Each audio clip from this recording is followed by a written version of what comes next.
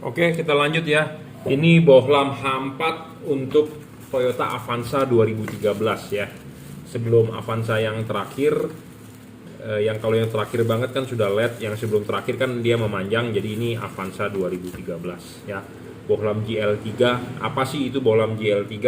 Ya, chipnya bukan Cree sekali lagi ya, jadi jangan sampai Anda salah paham. Chipnya bukan Cree, tipe bohlamnya adalah GL3. Kenapa kodenya GL3? Karena ada 3 warna ya. Bisa putih kuning, bisa kuning ya. Jadi dia ada 2 buah chip. Chipnya adalah chip CSP.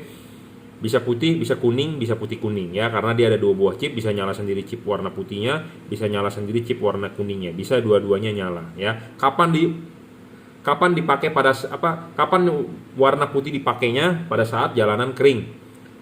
Kapan warna kuning dipakainya? Pada saat jalanan hujan atau Anda ketemu kabut.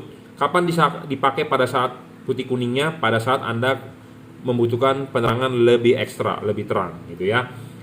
Yang bisa berubah warna adalah lampu dekatnya. Lampu jauhnya tetap warna putih ya. Yang bisa berubah warna adalah lampu dekatnya, lampu jauhnya tetap warna putih ya. Kita mengkonversi dari halogen ke LED, makanya Anda harus memilih LED yang anatominya sama seperti halogen. Nah, anatominya seperti halogen, dia mempunyai payung.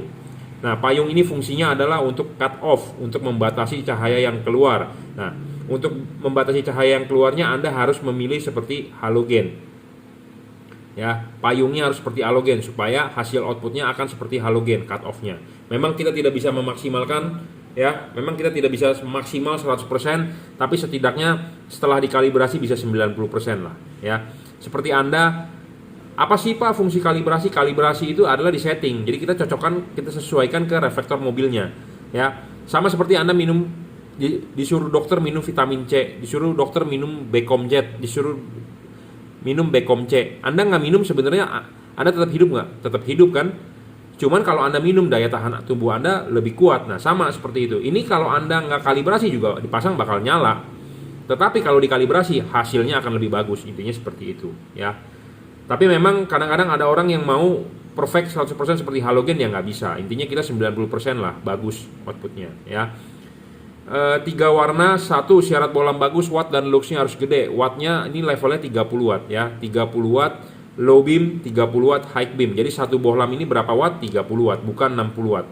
Bukan 120 watt ya. Hati-hati dengan kata-kata gimmick dari si pedagang. Pak, bohlam ini 120 watt, Pak, bohlam ini 150 watt. Itu Anda bisa ditipu kalau Anda percaya itu ya. Kita mengukur watt berdasarkan wattmeter. Jadi kita ukur pakai wattmeter berapa wattnya ya. Yang terbaca itu ya adalah wattnya.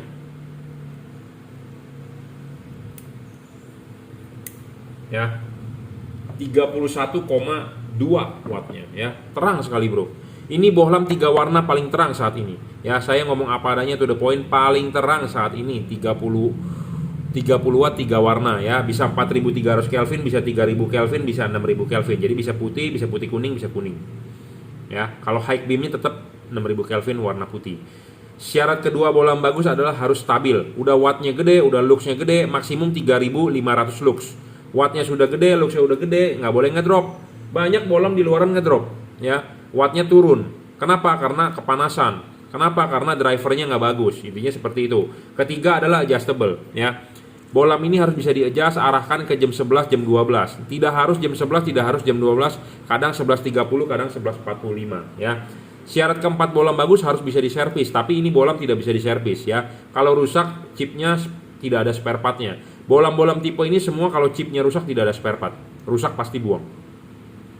Ya, mau merek Philips, mau merek Osram, mau merek PIAA, mau merek apapun rusak buang ya. Yang bisa diservis adalah Cree. Kelima, soal bayangan gelap. Nah, bayangan gelap dia memang agak besar dan gelap, tapi ada syarat ketiga yang bisa terpenuhi, dia bisa di-adjustable. Jadi kita bisa menggeser bayangan gelapnya tidak di titik tengah reflektor, tapi kita bisa putar dia ke arah jam 11 ya. Walaupun bayangan gelapnya besar, walaupun bayangan gelapnya dia gelap, tapi karena bisa di-adjust, kita bisa menggeser bayangan gelapnya. Jadi hasilnya setidaknya bisa lebih bagus dibandingkan bohlam itu fix focus ya. Keenam, dia tidak storing ya, dijamin. Ketujuh, soal pendinginan dia bagus karena LED umurnya ditentukan oleh kipas, oleh pendinginan. Kipas rusak, LED mati. Kenapa sih kipas bisa rusak? Anda tahu nggak? ya. Kita akan kasih tahu ya. Kalau Anda masang LED kan lepas dulu ininya ya. Pasang ininya ke rumah lampu, klipin, baru pasang karet ya. Pasang karet. Jadi kipas harus di belakang karet ya. Seperti ini kita tunjukin kipas di belakang karet. Ya, kipas di belakang karet ya. Nah, kipas di belakang karet Anda lihat heatsink ini gede sekali ya, masih tinggi ya, masih tinggi. Makin tinggi itu heatsink makin bagus. Makin tinggi ini heatsink makin bagus, makin diameternya makin gede makin bagus, sirip-sirip makin banyak makin bagus. Intinya seperti itu. Kenapa? Karena si kipas ini berputar. Angin akan keluar dari sirip-sirip ini. Ya, kipas berputar, dia akan keluar dari sirip-sirip ini. Banyak yang menuliskan deskripsi di online shop ya, di toko-toko lain. Kipasnya ball bearing lah, terus 50.000 RPM lah, inilah itulah. Mau kipas 100.000 RPM juga kalau tidak ada heatsink percuma, moyung istilahnya kalau orang Chinese ngomong begitu ya. Mau kipasnya 20.000 RPM, 200.000 RPM, mau 50.000 RPM, putarannya kencang sekali. Tapi kalau dia tidak ada heatsink ininya percuma. Kenapa saya bilang ya? Bohlam H4 ini kan dia ada karet.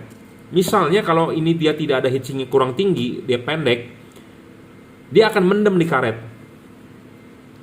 Ya. Jadi si kipas ini muter mau kencangnya berapa ratus juta ribu juga anginnya nggak bakal bisa tembus, buntu.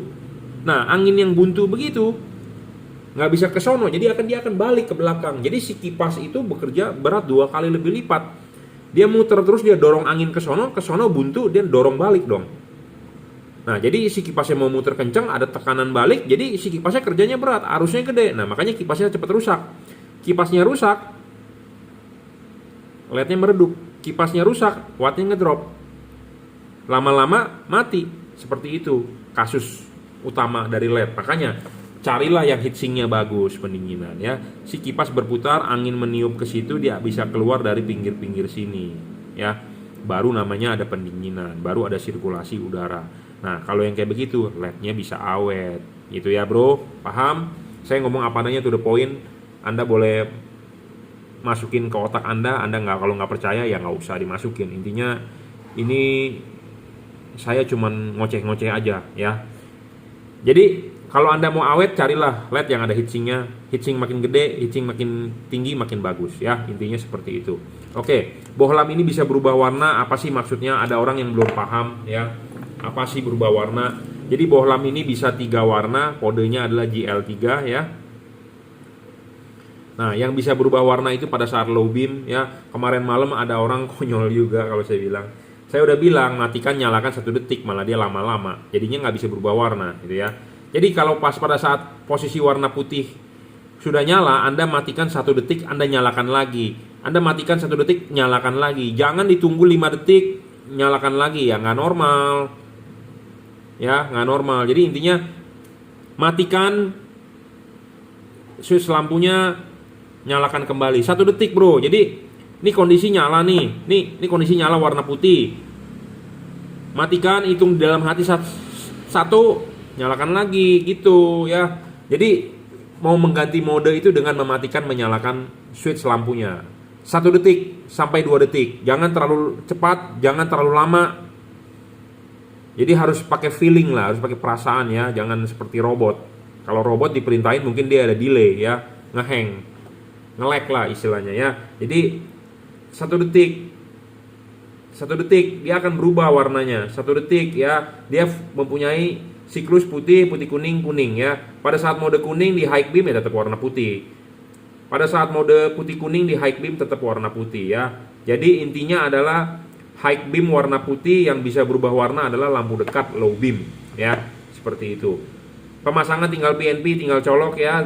Ini driverless, kabel sudah dirajut oleh nilon, tahan tarik segala macam. Ya, tidak perlu khawatir. Bohlam ini ada yang bertanya bisa error? Tidak bisa. Tapi bohlam ini mempunyai memori, jadi dia bisa reset ya. Jadi Anda nggak usah khawatir sebenarnya. Jadi kalau terjadi error, ya Anda reset saja, matikan selama 1 menit, nyalakan kembali, dia akan normal karena dia mempunyai memori, dia bisa reset ya. Dia kalau sudah discharge full, memorinya hilang, dia reset. Putih kuning, high beamnya tetap putih. Putih, low beamnya high beam tetap putih. Putih kuning, high beam tetap warna putih. Warna kuning high beam, warna putih ya. Pokoknya intinya high beamnya warna putih, low beamnya bisa berubah warna 3 warna ya.